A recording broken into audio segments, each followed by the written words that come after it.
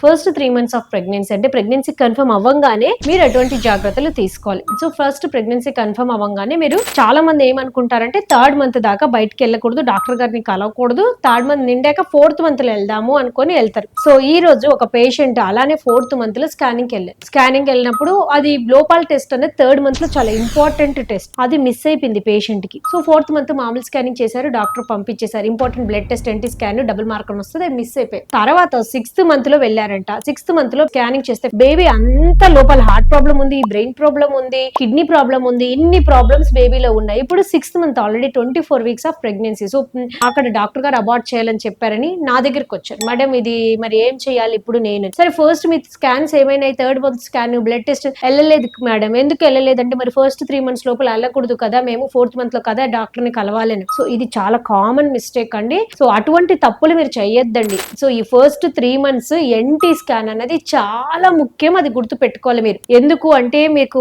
Baby బాగుందా లేదా అన్నది అసలు చెప్పే స్కాన్ అది. అప్పుడే గనుక ఈ పేషెంట్స్ ఎన్టీ స్కాన్ లో బ్లడ్ టెస్ట్ కానీ స్కానింగ్ కానీ చేసుకొని ఉంటే ఖచ్చితంగా ముందే బేబీ లోపం ఉందా లేదా బయటపడేది. దాన్ని బట్టి వాళ్ళు ఉంచుకోవాలా అబార్షన్ చేసుకోవాలో తెలిసేది. ఇప్పుడు 6 నెలలు నిండిపోయింది, ఇప్పుడు అబార్షన్ చేసుకోవటం వల్ల తల్లి ప్రాణంకి కొద్దిగా రిస్క్ వేసినట్లు ఉంటది, 6 నెలలు మోసి ఇబ్బంది పడాల్సి ఉంటది. అందుకనే డాక్టర్ ని అర్లీగా కలవండి. Thank you.